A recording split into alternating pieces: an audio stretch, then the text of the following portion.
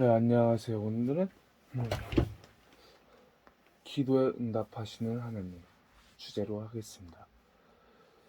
헤롯이 잡아내려고 하는 그 전날 밤에 베드로가 두 군인 틈에서 두 쇠사슬을 매어 누워지는데 파수꾼들이 문 밖에서 옥을 지키더니 홀련히 주의 사자가 나타나매 옥중에 강채가 빛나며 또 베드로의 옆구리에 치쳐 깨워 이르되 급히 일어나라 하니 쇠사슬이 그 손에서 벗어지더라.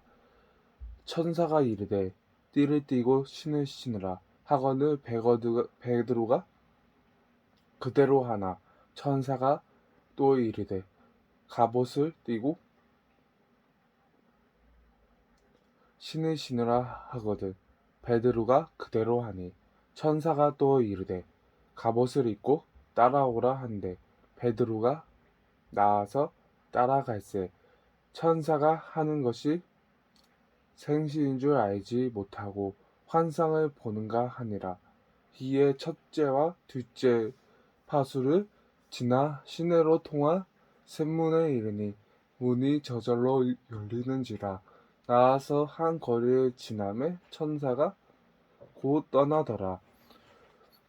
우리는 헤롯의 힘과 건세에 대해서 살펴보았습니다.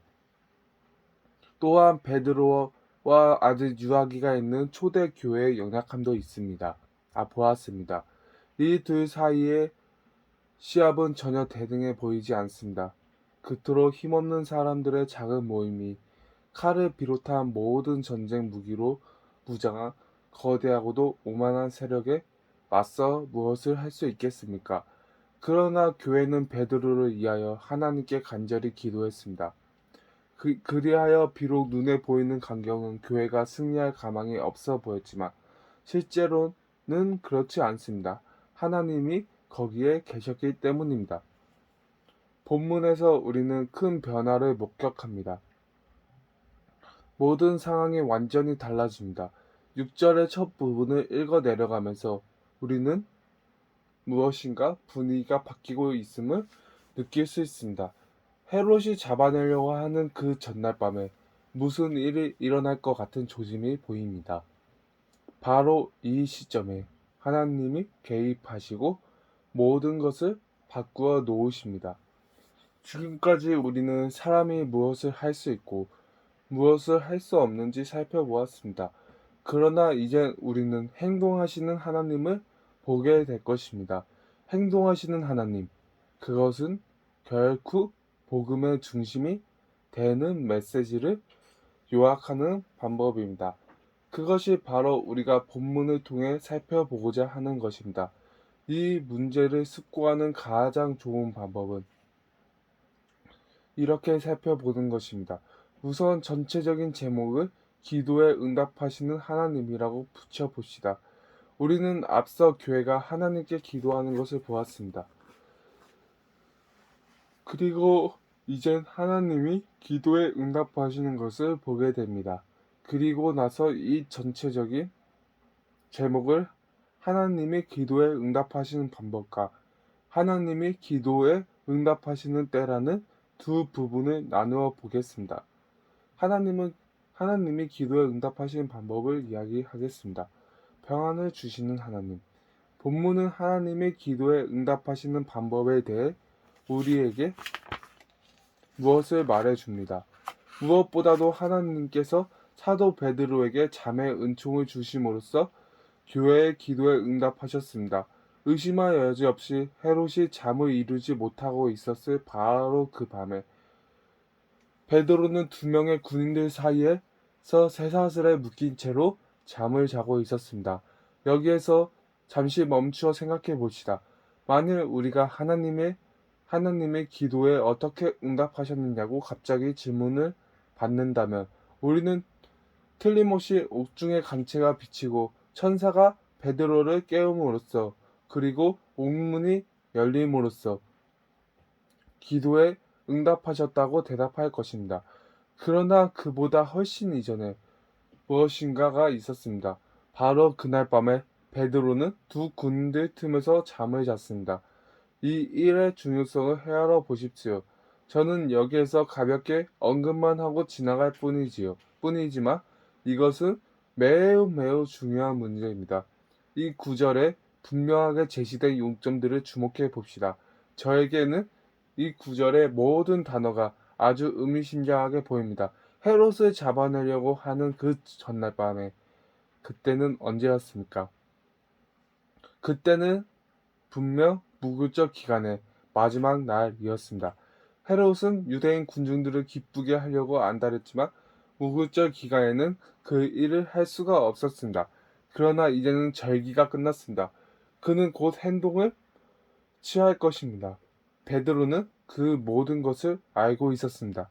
베드로는 헤롯과 마찬가지로 무교절 절기가 끝난 것을 알고 있었습니다. 잠자리에 누웠을 때 베드로는 틀림없이 그 밤이 이 땅에서 마지막 밤이 될 것임을 잘 알고 있었습니다.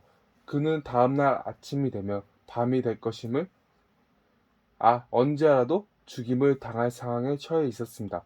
헤롯 왕은 군인들을 보내 베드로를 죽이려고 할 것입니다. 그럼에도 불구하고 베드로는 깊이 잠을 잘 수 있었습니다. 그것이 바로 하나님이 기도에 응답하시는 방식입니다. 그것이 응답입니다. 감옥에 갇혀 다음날 아침이면 사형에 처해질 것을 알고 있는 사도에게 잠을 선물로 주신 것입니다. 이런 일은 신구약 성경에서 발견되는 수많은 약속들을 입증하는 하나의 사례일 뿐입니다. 시편 3, 4편을 보십시오. 그 시편들은 우리가 지금 살펴보는 이 주제와 연관시키기에 아주 적합한 내용을 담고 있습니다. 그 시편 기자가 이렇게 표현했는지 기억하십니까? 내가 누워 자고 깨었으니 여호와께서는 나를 붙드심이로다. 내가 평안히 눕고 자기도 하리니 나를 완전히 살게 하시는 이는 오직 여호와이시니이다. 너무나 의미심장한 말씀입니다. 잠자리에 눕는 것과 편안히 잠을 자는 것과는 전혀 다른 문제입니다. 그것도 시편 기자가 말하고 있듯이 원수들에게 둘러싸여 있는 특별한 때의 말입니다. 두 시편의 시편 기자는 원수들이 자신을 둘러치려 하고 있으며 거짓을 좋아하는 악인들이 자신을 반대하며 파멸시키려 한다고 말합니다. 그러면서도 그는 내가 편안히 눕고 자기도 하리니 말합니다. 무엇 때문입니까? 여호와께서는 그를 붙드시기 때문입니다. 우리는 성경 어디에서든지 이런 일을 찾아볼 수 있습니다. 여러분은 시편 127편 2절 말씀을 기억하실 겁니다. 여호와께서 그의 사랑하시는 자에게 잠을 주시는도다. 이 구절은 여호와께서 그가 사랑하시는 자가 잠들어 있을 때 복을 주시는도다 라고 해석해도 무방합니다. 그분은 자신이 사랑하는 자에게 잠을 주시며 혹은 자신이 사랑하시는 자가 잠들어 있을 때 복을 주십니다. 우리는 우리 주님께서 친히 하신 약속을 기억합니다. 평안을 너희에게 끼치노니 곧 나의 평안을 너희에게 주노라. 내가 너희에게 주는 것은 세상이 주는 것과 같지 아니하리라. 너희는 마음에 근심하지도 말고 두려워하지도 말라. 또한 여러분은 사도 바울이 빌립보 성도들에게 보낸 서신 4장에서 한 말을 기억하실 겁니다. 거기에서 바울은 우리에게 기도로 우리의 구할 것을 하나님께 아뢰 것을 건면하였고 그렇게 한다면 인간이 이해를 초월하는 하나님의 평강이 그리스도 예수 안에서 우리의 마음과 생각을 지키실 것이라고 말했습니다. 그것이 바로 제가 말하고자 하는 기도 응답의 첫 번째 부분입니다. 저는 이제 베드로에게 일어난 놀라운 변화를 주목하고자 합니다. 여러분은 그가 한때 죽음을 너무나 두려워한 나머지 거짓말과 저주로서 예수님을 부인하였음을 기억할 것입니다. 그런 그가 죽음의 직면에 있으며 군사들 틈에서 양손이 쇠사슬로 묶여 있습니다. 그러나 하나님께서는 그의 사랑하시는 자에게 잠을 주셨습니다.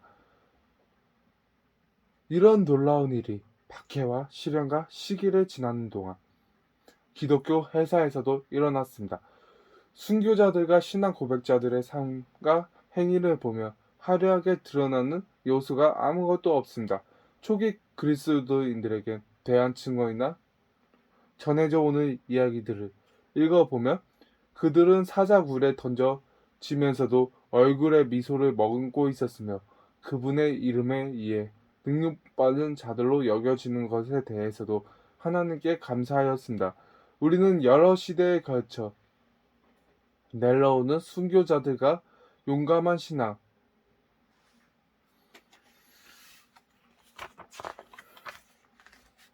고백자들의 이야기를 읽습니다. 그것은 같은 일의 반복일 뿐입니다. 이 땅에서 마지막 밤에도 평온히 잠들 수 있는 바로 그 능력인 것입니다. 비록 그들이 다음날 아침에 일어나 사형장으로 끌려가야 했음에도 불구하고 말입니다. 종교 개혁 시대에는 라티머와 리드리와 그의 다른 사람들이 이와 같은 상황에 처해 있습니다. 그들을 바라보십시오. 여러분들은 그들이 불쌍히 여길 것이 아니라 부러워해야 합니다. 오히려 그들은 죽음에 처하게 된 한 사람들을 불쌍히 여겨야 합니다. 이 종교 개혁자들이 거대하고도 강한 세력에 맞서서 냉정과 침착한 평온을 유지할 수 있는 모습은 사람들을 놀라게 했습니다. 그것이 곧 하나님의 응답입니다. 현대로 와보면 마틴 리멜러를 생각해 볼 수 있습니다. 감옥에서나 군중들 앞에서나 그의 얼굴에는 그리스도의 영광이 비치고 있는 것 같았다고 합니다. 그 밖에서도 그리스도에 대한 믿음이 지키기 위해 죽임을 당한 사람들이 얼마든지 있습니다. 이 모든 것은 바로 본문에서 일어난 일의 반복입니다. 이것은 하나님의 응답이며 다른 방도로는 이런 일을 설명할 수 없습니다. 하나님께서는 자기 백성의 기도에 귀를 기울이시겠다고 약속하셨습니다. 그분은 자신과 자신의 대의에 충성하는 성도들에게 이런 특별한 은총을 주십니다. 그리하여 원수의 온갖 책동에도 불구하고 죽음을 앞두고서도 고요하고 평화롭게 잠을 잘 수 있게 하시는 것입니다. 하나님은 약속의 신실하신 분입니다. 자기에게 속한 자들을 기억하십니다. 또한 자신의 백성들에게 세상이 결코 빼앗을 수 없는 평안을 주십니다. 그것이 바로 첫 번째 응답입니다. 이제 두 번째 방법을 살펴보고자 하는데 이는 7절에서 사용된 표현으로 요약할 수 있습니다. 옥중의 강체가 빛나며 이것이 하나님이 기도에 응답하시는 두 번째 방법입니다. 여기에서 우리는 많은 교훈을 얻을 수 있겠지만 저는 그 중에서도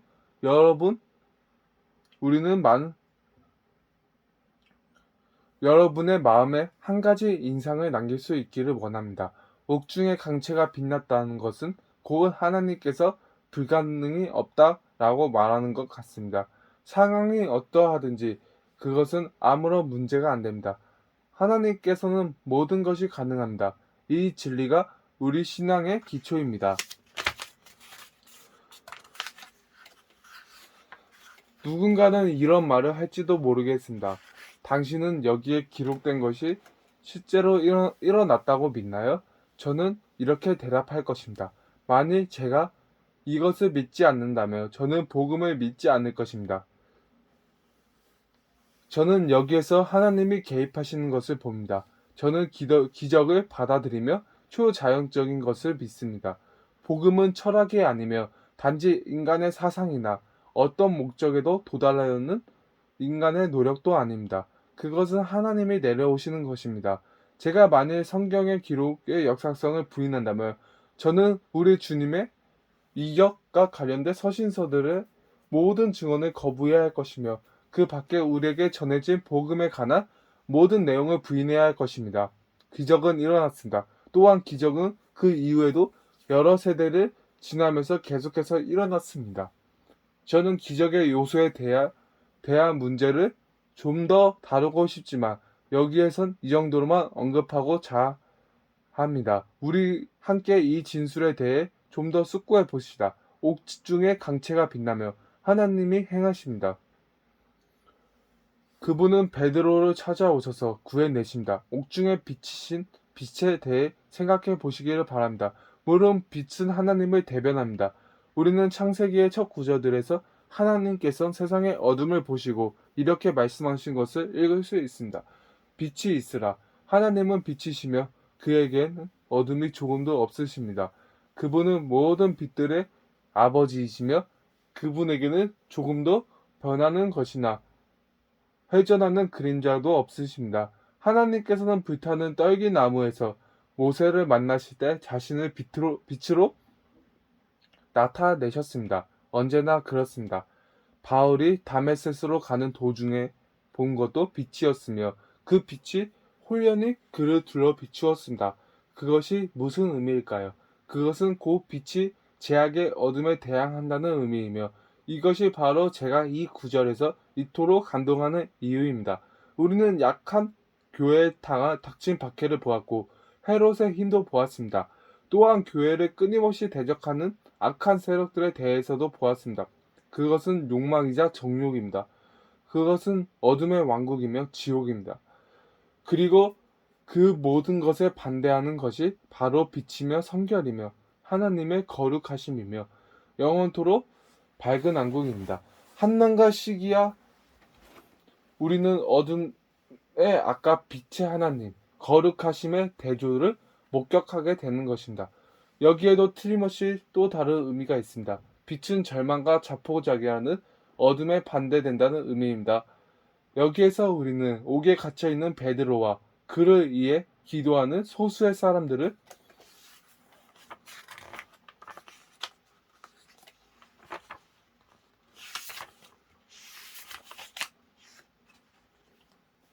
보고 있습니다. 모든 것이 가망 없어 보이고 대결은 불공평하게 보입니다. 어떤 것도 시도해 볼 수가 없습니다.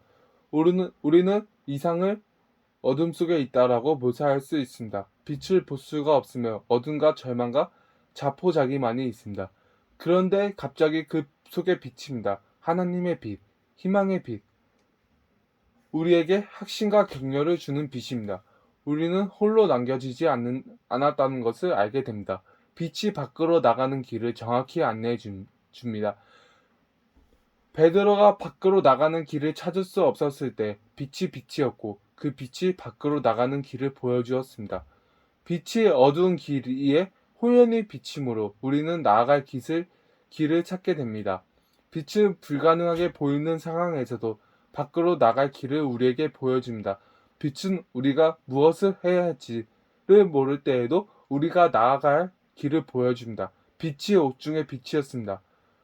이런 식으로 생각해 봅시다. 옥중의 빛이 빛이었습니다.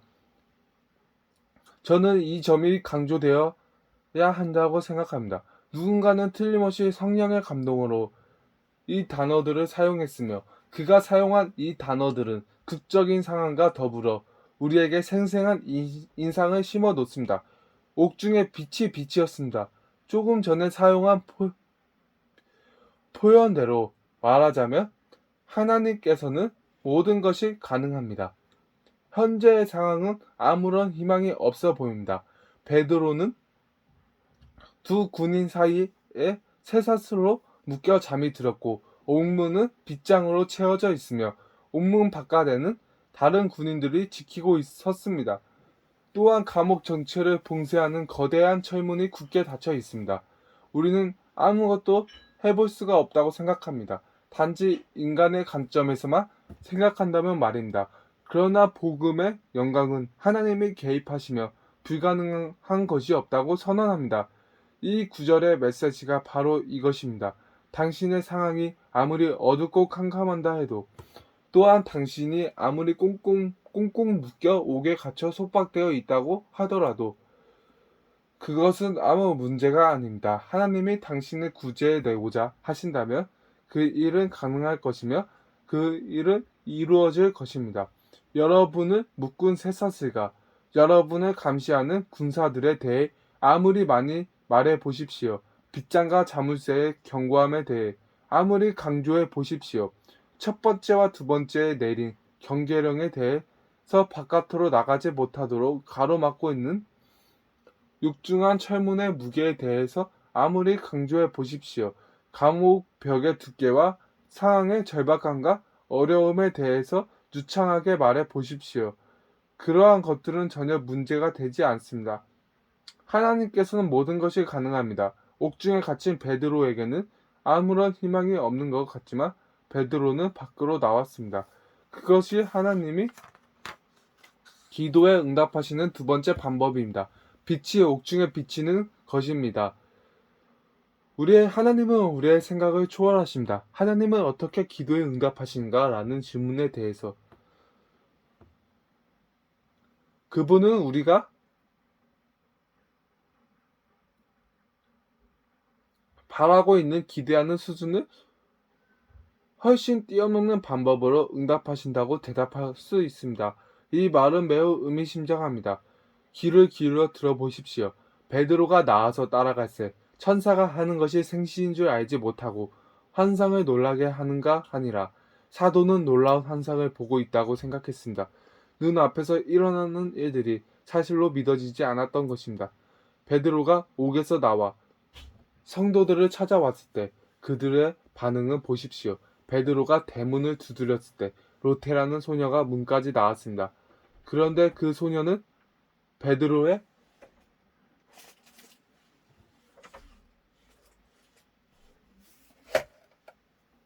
대문을 두드렸을 때 로테라는 소녀가 문까지 나왔습니다.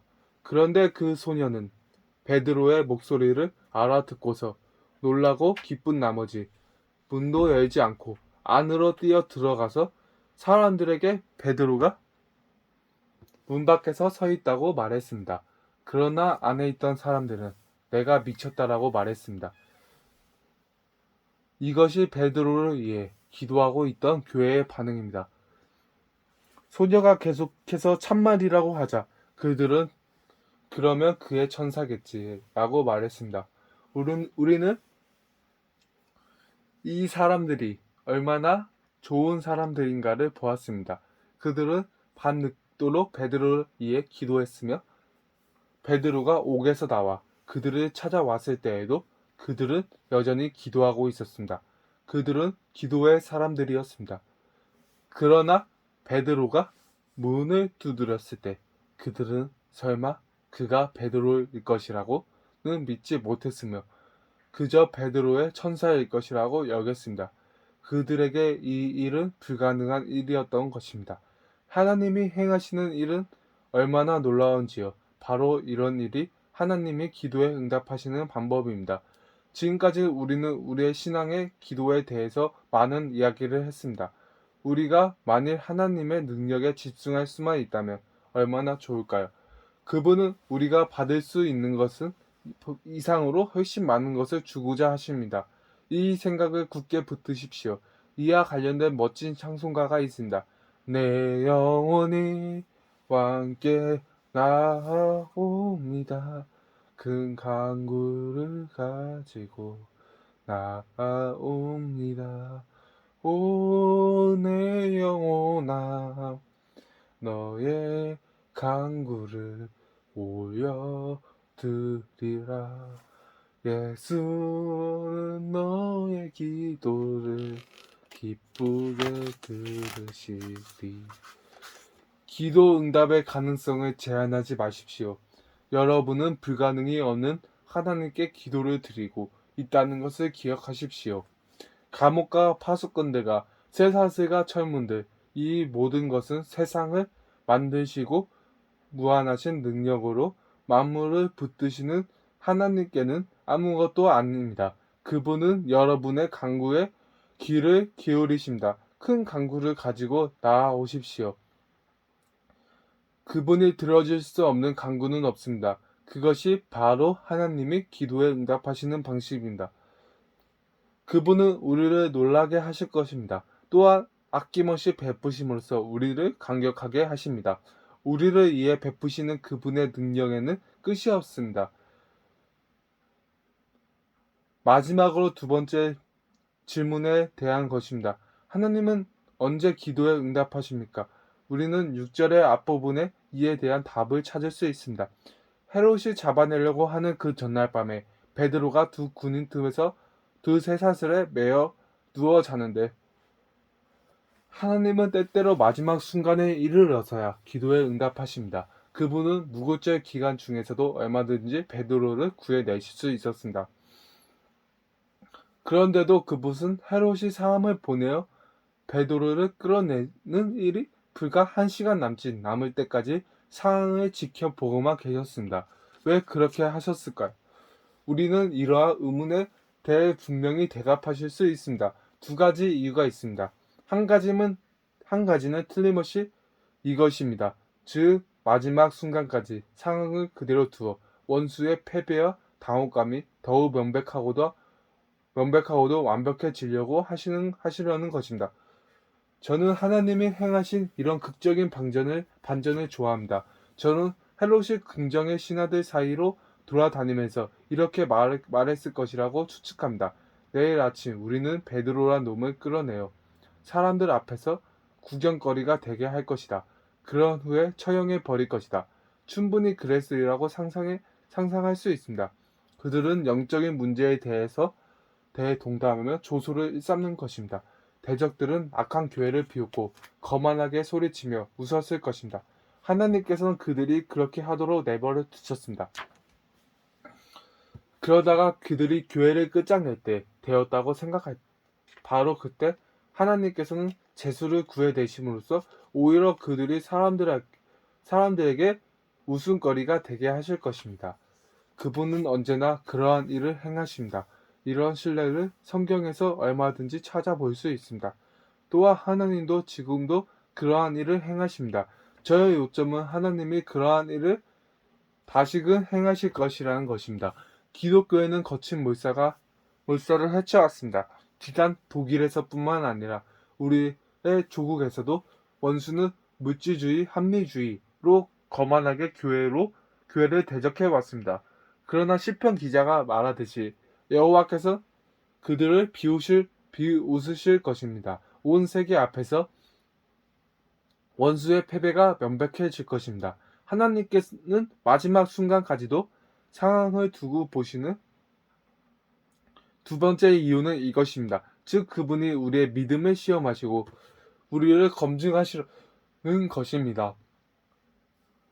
그분은 우리를 긴장의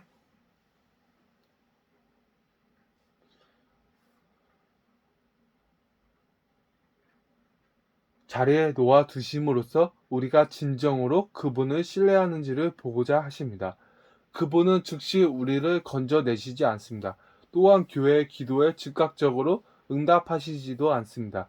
그분은 마지막 순간까지 기다리셨다가 우리의 신앙이 건증되기를 원하십니다. 바람이 불도록 허용되는 떡갈나무가 강하고 튼튼하게 자라도록 이함입니다. 마찬가지로 하나님은 우리를 강하게 연단시키기 위해 우리를 시험하십니다. 끝으로 우리는 이 모든 것을 한마디로 겉면으로 요약할 수 있습니다. 저의 메시지는 전반적으로 이 시대 교회 물론 이 말씀을 대하는 모든 개인들에게도 동일하게 적용될 수 있습니다. 어려움으로 둘러싸여 있습니까? 불가능한 상황에 빠졌다고 느끼십니까? 여러분의 문제를 해결하기 위해서나 무거운 짐을 덜기 위해서 혹은 행복과 기쁨을 회복하기 위해서 할 수 있는 것이 아무것도 없다고 느끼십니까? 난망과 슬픔에 잠겨 있습니까?